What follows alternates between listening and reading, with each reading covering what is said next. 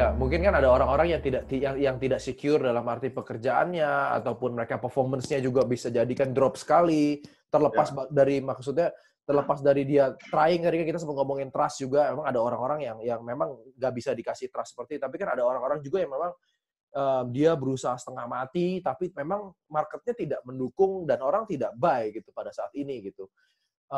Ada sedikit tips nggak Pak buat orang-orang yang memang yang lagi seperti itu, menjalani seperti itu, tapi mereka bingung gitu, bingung dan takut kira-kira ngadapin ini semua seperti apa gitu? Jadi kalau saya kira rasa takut itu sangat normal. Jadi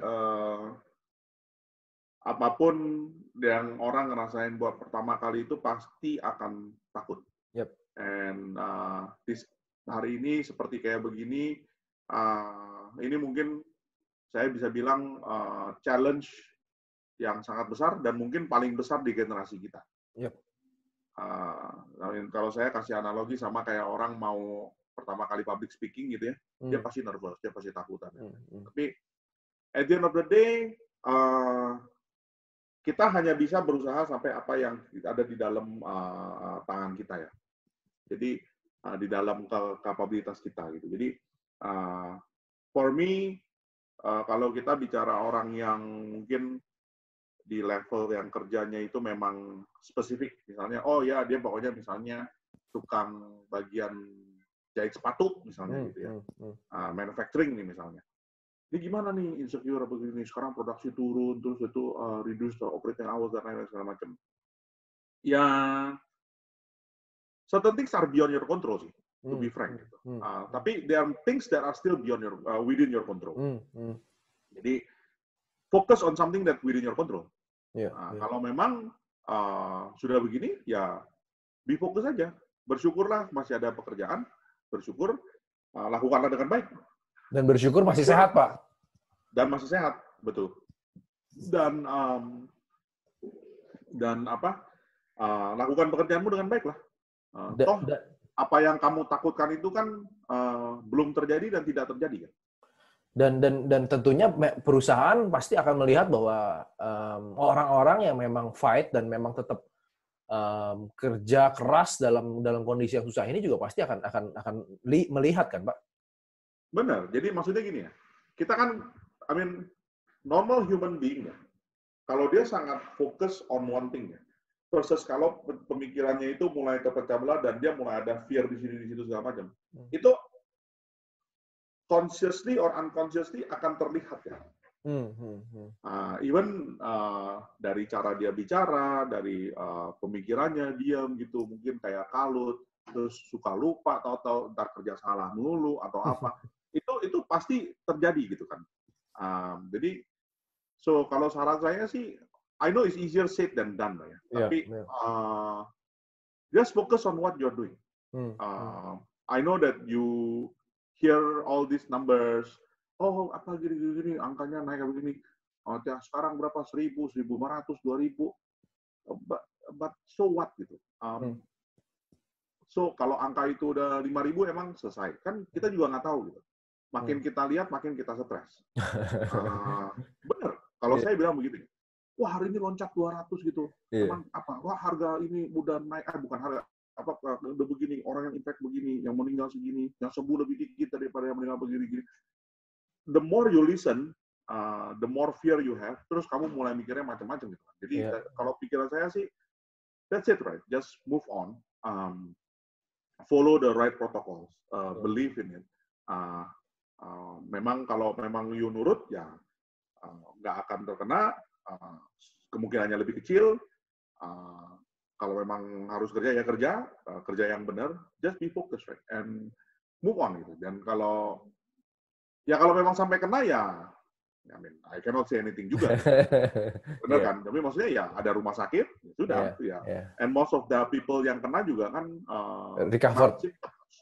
Mild symptoms and recovered gitu. 90% right, actually. Jadi saya ngelihat a lot of people itu makanya kenapa punya ketakutan itu kan karena for something yang belum terjadi.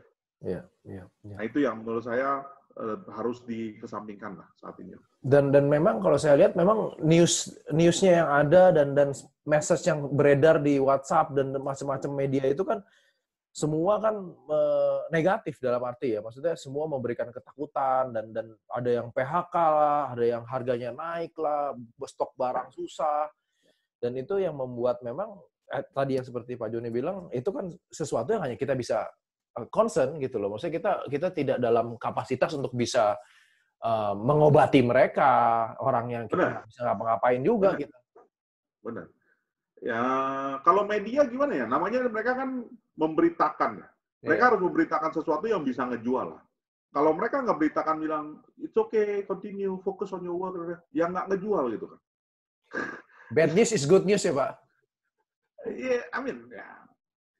Gimana ya? It's something that have to sell, right? Iya. Kalau yang that's okay, you continue with your focus, itu kan kerjaannya orang yang memang jadi pemimpin di perusahaan atau motivator lah. Ya. Itu kan itu kerjanya beda gitu. Kalau media itu kan memang ya dia pasti akan coba untuk mendorong beritanya bisa naik, stating the facts. Tapi kan angle-nya itu yang bikin meskipun menyatakan fakta, tapi kan media itu kan bisa membuat different angle. Kalau dia ceritanya cuma kasih lihat angka begitu dan bilang angkanya mulai naik hari ini 200 hari ini, itu kan creating fear. Tapi kalau dibilang look basically hari ini persentase orang yang sembuh dengan yang sakit sudah menurun, sudah meningkat. Kemarin segini, sekarang 10%, sekarang 12%, berapa persen? Then it's a different same numbers, but a different angle gitu kan. Dan easy itu karena create different message juga kan sebenarnya. Same numbers can be look at different perspective. Betul. Cuman ya memang balik lagi saya bilang ya kalau namanya mau ngejual begini kan ya lebih enak ngejual yang begitu kan. Unfortunately lah. Iya. Oke. Mungkin satu lagi Pak tips juga nih buat teman-teman di luar dari COVID juga ya. Mungkin ini bisa bantu teman-teman yang mempersiapkan diri saat ini gitu ya. Pak Joni kan usia kan relatif muda nih Pak untuk seorang CEO, director gitu ya, cukup muda. Pertama kali jadi director umur berapa Pak? 35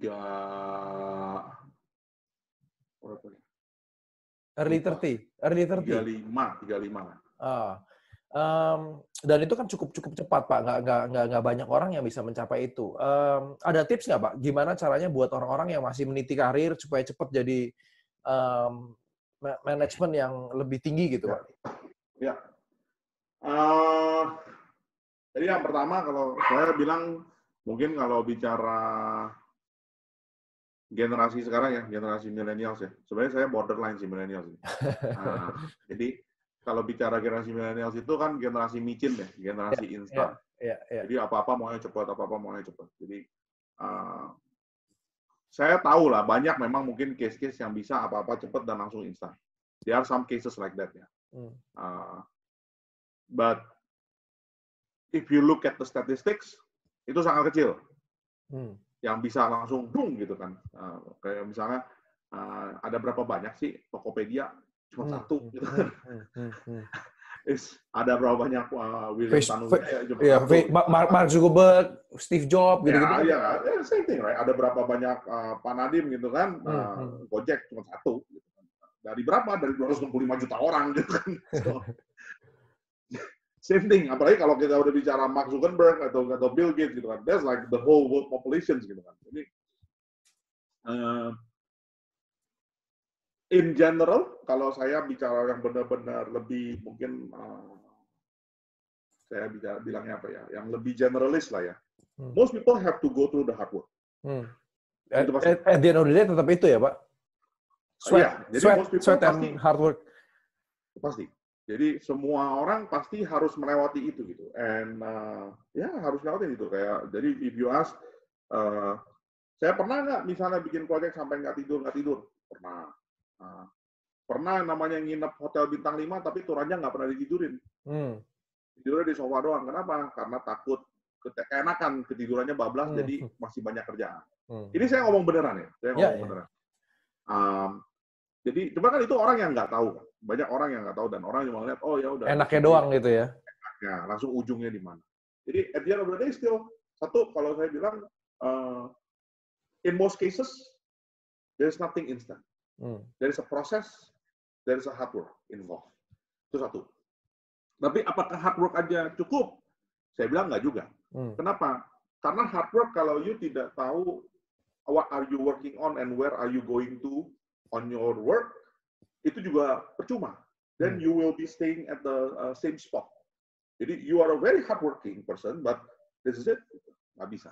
Jadi gimana caranya supaya kita bisa punya ujung gitu ya? Kita bisa punya lihat, oh gini gitu. Jadi kalau prinsip saya, you need to have a long-term visions. Maunya ngapain?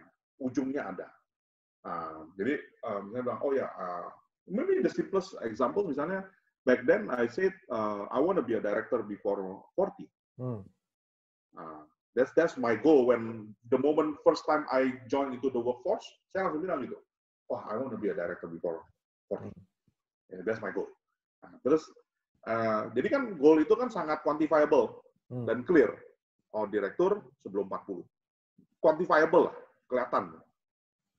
Nah, bagaimana bisa nyampe ke sananya? Nah, satu tadi saya bilang hard work. Dua, then you need to start to build that small milestones across. Kecil-kecil. Jadi, gimana caranya bisa bikin milestone itu? Saya bilang simple sih. Saya bilang mungkin kalau buat orang-orang yang misalnya baru mulai kerja gitu ya, waktu di interview, it's not only you are being evaluated. You also evaluate the other person yang akan jadi hiring manager you nih. And you need to make a guess. Of that 30 minutes or 1 hour, you need to make a good guesstimate. Ya. Do you want to be like him in the next X years misalnya? Ya, you make a guess aja. Misalnya you bilang, oh saya 22, hiring manager you misalnya umur 30, 8 tahun. 8 tahun dari sekarang, kalau you duduk di posisi dia, you seneng nggak? Itu kan simple ya? Yeah, it's a simple question, yes or no. Yeah. Nah, kalau dia bilang, I think it's a good position in the next 8 years. Ya sudah. Then you try to go into that. Masuk ke dalam, sesudah masuk, try to learn from that person dong. Iya. Nah, kalau sekarang misalnya you punya skill set ada segini, orang itu mungkin skill setnya di sini. Nah, you punya gap kan segini kan. Nah, with this gap, once you understand these are your gap, cari tahu lah gimana caranya bisa you fill that gap. Yeah. Nah, kalau ditanya lagi, bagaimana cara fill gap-nya? Paling gampang gimana? Ya tanya sama dia lah. Belajar dari dia lah. Then make him your formal or informal mentor, and ask him to really share with you on how he do it. Right? Tapi ya Pak, ingat lagi, how he do it, how he does it, itu nggak ada yang namanya tinggal copy paste. Contoh paling simpel ya, ini kacamata saya nih, dipakai sama saya bagus ya. Saya kasih pakai kamu belum tentu bagus. Kamu mungkin buram. Kegedean Pak, bisa jadi ya. Kegedean atau buram gitu kan, atau bagaimana gitu kan. So that's the simple analogy. Baju saya nih, dipakai sama saya pas, saya kasih kamu, udah ketahuan minjem. Iya. Jadi jangan pernah bilang, oh this is the secret formula, I just copy. Oh nggak ada cerita kayak gitu. You learn from that. You learn and you pick up and you fight for that lah. Nah kalau seandainya misalnya misalnya, oh ternyata Delta kayak tadi kasus dari cerita tadi ya, 8 tahun. Ternyata 3 tahun juga udah nyampe. Then change your role model, right? Rubah. Then that means you achieve that milestone instead of 8 years. Actually, you are better than that person ya. Within 3 years, you already hit that position gitu atau hit that milestone. Ya sudah. Then you start to look around again, right? Lihat lagi ke atas kan. Oh siapa nih kira-kira yang bisa saya jadiin role model, yang bisa saya jadiin formal atau informal mentor dan belajar dari orang itu. Sama. Then the process is the same. Then you start to learn and you understand. Oh, this is your skills. This is his skills. Where is the gap? And then you try to learn from that person or learn from other resources how to fill the gap. And you continuously doing that aja. Until you reach the final goal gitu saya. Nah, begitu you reach final goal, then ternyata udah nyampe nih jadi direktur misalnya sebelum umur 40. Then what's next, right? Then you start to build another longer term goal. Right? And you say, I want to be like this, I want to be like that, gitu kan. Nah, terus pelan-pelan ya cari lagi dari sana, dari titik ini sampai ke sana, ini gap-nya semana, mini milestone-nya di mana, kira-kira orang-orang yang ada di sekitar kamu yang bisa bantu siapa, kalau nggak ada ya kamu bagaimana bisa cari orang-orang itu. Ya.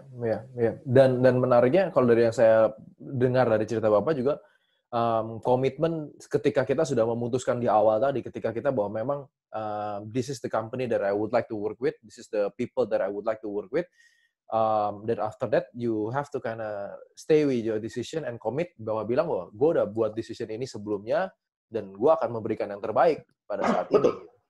Nah, ini this is correct. So you are spot on, right? So that's actually number 3. Number 3. Kalau buat saya itu orangnya nggak ada gigi mundur punya. Jadi begitu masuk, kalau udah decide, fight dulu. Berdarah deh. Ibaratnya lah ya, mampus-mampusan lah. Jangan sampai mati tapi gitu kan. Nah, kecuali saya ditendang, saya nggak akan menyerah. Nah, terus saya akan melihat bahwa I'm gonna do this as if like there is no safety net behind me. Jadi no turning back. Kan banyak orang yang begitu kan. Mau pindah nih apa gini-gini, keluar dari comfort zone apa gini. Tapi pasang dulu safety net di belakangnya semua, udah lengkap baru dia pindah. Jalan juga cuma selangkah, dia cobain, wah nggak bisa nih, gini mundur lagi. Nah, I'm not that type of person. Nah, itu yang menurut saya juga satu yang mungkin membuat orang jadi ya udah kalau memang udah tahu, oh this is the next one, udah nyampe, oke, what's next ini, oke, then fight, kejar, dapetin, kejar, dapetin. It's just a step gitu. Jadi ya udah begitu aja lah. Jadi nggak ada gigi mundur dan fight, learn quick, and achieve it. Gitu. Dan yang ketika tadi kita ngomongin janji mundur, ada orang yang memang udah kayak gitu nggak fight, dan seringkali kan orang-orang jadinya nyalahin lingkungan, Pak, nyalahin manajernya, nyalahin bosnya, nyalahin industrinya, nyalahin corona. Correct. Jadi balik ya tadi yang kita ngobrol tadi, topik yang kita bilang focus, right? The moment you say this is what I'm going to do, you focus. Di mana begitu you langsung bilang, sebelah sini bilang saya mau maju, sebelah sini bilang but if something wrong I still have my safety net, then this will drag this, slowly. Apalagi begitu you mulai punya banyak masalah di sini, challenges dan lain-lain, yang sebelah sini akan mulai nge-drag. Saya bilang, udahlah, lu ngapain capek-capek begini, susah-susah setengah mati, toh di sono juga udah nyaman. Terus yang sebelah sana mulai manggil-manggil, John, itu gimana kamu? Wah, stres bos, pusing. Ya udah, baik lagi aja. Gue juga butuh orang begini. Ya udah. Gitu kan. Jadi lingkungan juga sangat berperan besar ya? Oh, sangat. Jadi kadang-kadang, tapi gini, mungkin kalau orang yang dengar sangat berperan besar sekali gitu. Cuman kadang-kadang orang kalau dengar saya ngomong ini kan, jadi orang bilang, wah ini mah model pala batu. Kalau ngomong gitu kan.